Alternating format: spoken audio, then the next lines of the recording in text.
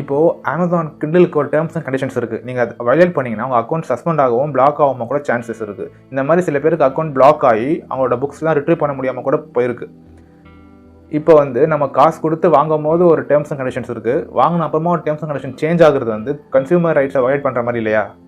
இவங்களோட பாலிசிஸை கண்டினியூஸாக சேஞ்ச் பண்ணிக்கிட்டே இருக்காங்க. February 26க்கு மேலே வாங்குற புக்ஸை வேணால் நீங்கள் டவுன்லோட் பண்ணக்கூடாது அப்படின்னு வேணால் அவங்க ரூல்ஸ் கொண்டு வரலாம். 15-20 இயர்ஸாக கலெக்ட் பண்ணி வச்சிருக்க புக்ஸை டவுன் பண்ணாமல் விடுறது அவங்க பாலிசிஸுக்கு அகேன்ஸ்டாக தான் கன்சியூமர்ஸ் ஃபீல் பண்ணுறாங்க. டவுன்லோட் ஆப்ஷனும் அமேசானில் சிம்பிளாக இல்லை, ஒரு 4-5 கிளிக் பண்ணுற மாதிரி தான் இருக்குது. ஸோ ஒவ்வொரு புக்கையும் தனித்தனியாக தான் இவங்க டவுன்லோட் பண்ணுற மாதிரி ஆப்ஷன்ஸ் வச்சுருக்காங்க.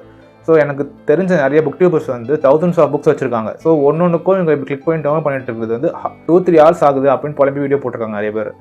இதெல்லாம் பண்ணுறதுக்கான மெயின் ரீசனே அவங்க எக்ஸிஸ்டிங் கஸ்டமர்ஸ் வேறு சர்வீஸ்க்கோ வேறு டிவைஸ்க்கோ மூவ் ஆகக்கூடாதுன்னு தான்.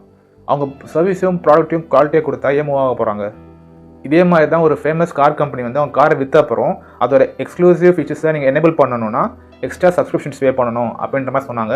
அப்புறம் நிறைய கம்ப்ளைண்ட்ஸ் நிறைய பிரச்சனைக்கு அப்புறமா அதை ரிவோக் பண்ணிட்டாங்க. இப்போ நம்மளும் இதை பற்றி நிறைய பேச ஆரம்பித்தா Amazon ரிவோக் பண்ணவும் சான்சஸ் இருக்குது. இதை Kindle யூஸ் பண்ணுறவங்க ஃப்ரெண்ட்ஸ்க்கு நீங்கள் ஷேர் பண்ணுறதுனால நிறைய பேருக்கு இந்த அவேர்னஸ் கிடைக்கும். நிறைய பேர் இந்த பாலிசி இருக்குன்னே தெரியாமல் இருக்காங்க. ஸோ இன்னும் ஒரு 1 week கூட இல்லை, சீக்கிரமாக நீங்கள் டவுன்லோட் பண்ணி வச்சுக்கிறது பெட்டர் ஐடியா.